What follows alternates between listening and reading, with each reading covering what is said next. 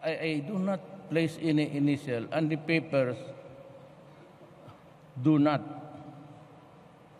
come to my table. Hindi ako nag-perma ng transaction. All only about appointments. Matanong ninyo. Could be MRT, LRT, reclamation, and everything. It begins and ends with the cabinet member. Ngayon, tinitira kami ng mga anak ko all about lawyering.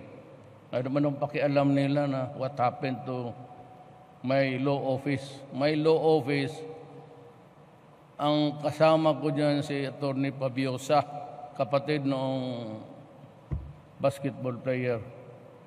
We formed it and about a month after he died. So yung